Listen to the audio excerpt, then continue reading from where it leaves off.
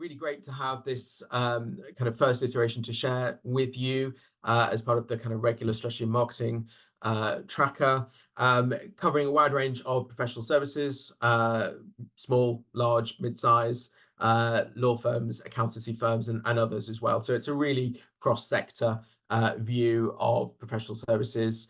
And I think some really interesting things emerging from our May iteration. So first off, I want to share just some overall headlines with you, and then we'll dive into a little bit of the data itself that brings these to life for you. So I think first off, looking at the big picture, one of the things that we've seen so far in this tracker is that optimism, how people feel about their firm, about the market, and about the sector generally, has improved since our last piece of research amongst a similar audience. So 6 months ago, at the start of the year, you may remember our international marketing benchmark comparing to where we are there. Optimism is definitely back to a degree, and I'll show you what that looks like in a minute. We're also seeing a continued focus around client experience and related initiatives. They continue to dominate the top priority list for strategy and marketing leaders, and though that is balanced with some other areas which I'll talk about shortly. One of the things that we've seen is allied to that kind of more general optimism is a sense that headcount and spend in strategy and marketing is expected to recover somewhat over the next 6 months. So people feeling a little bit more bullish about spending power throughout the second half of the year. In the tracker itself, one of the things that we've done is we've looked at 4 key themes, one of which is AI. I'm going to do a bit of a deeper dive into that this morning, because we've got some interesting movement, I think, over the last 6 months compared to when we last did some similar research. I think what we're seeing now is that majority of firms, around 3/4, saying that AI is going to be a critical part of their growth strategy going forward. And what we're seeing is many more strategy and marketing leaders saying that they're closely involved in shaping that agenda. And that is quite a significant shift from what we saw just 6 months ago. And alongside that, what we're seeing is many firms are now put in place a lot of those fundamental aspects of having an AI strategy. So having the budget, having the requisite policies, training, and even those specialist roles within their teams. Again, big movements there in just 6 months, and I think people expect that to continue to grow rapidly throughout the rest of the year. So I think some really interesting things to dive into. So let's take a look at that now.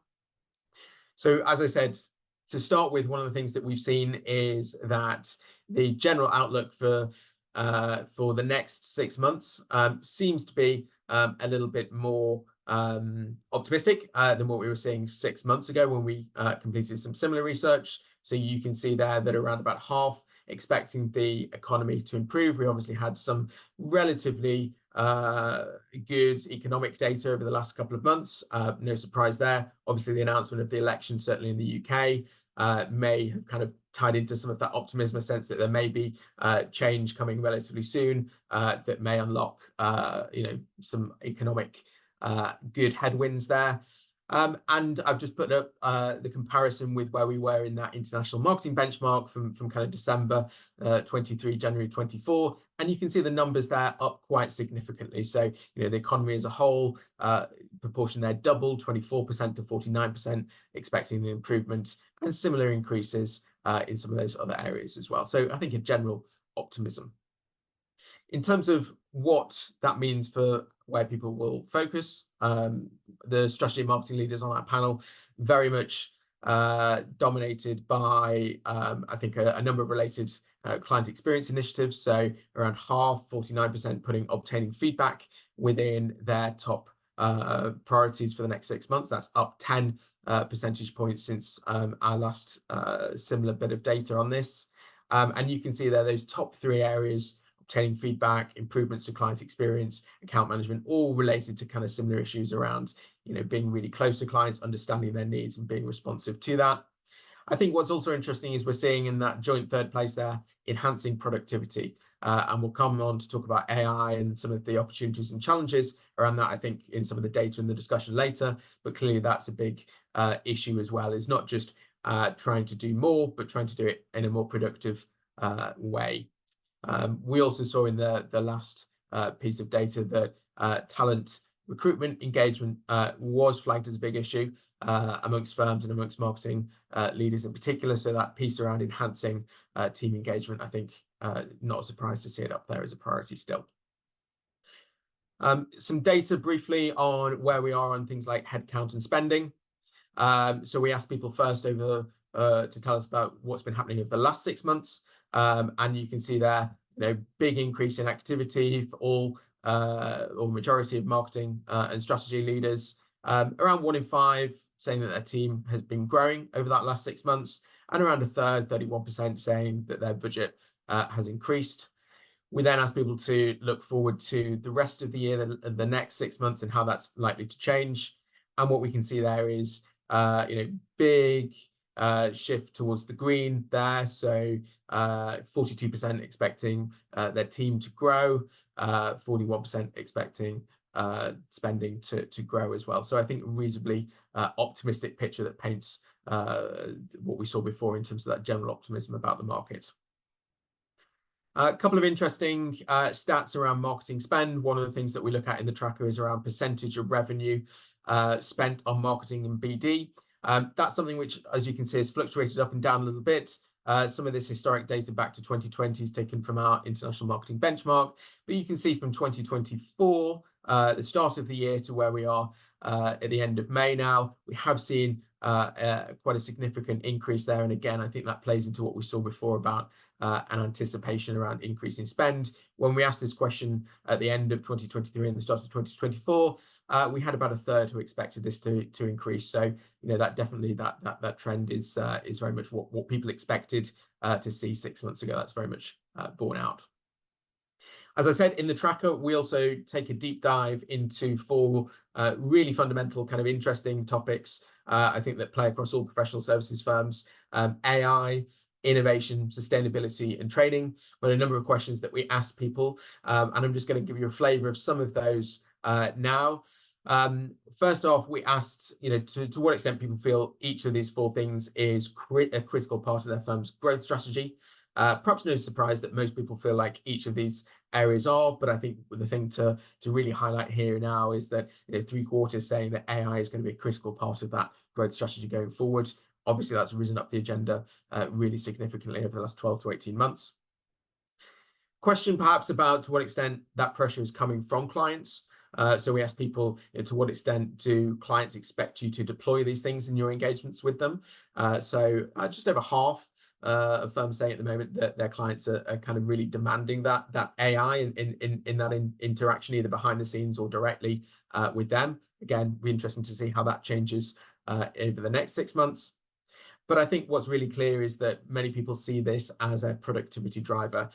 We asked people around how it's likely to result in increased productivity, both for frontline advisors. There was a separate question around increased productivity for business services teams, and both over 90% there. So AI really seen as that productivity driver, as we saw before, productivity a key priority for the function. So no surprises there.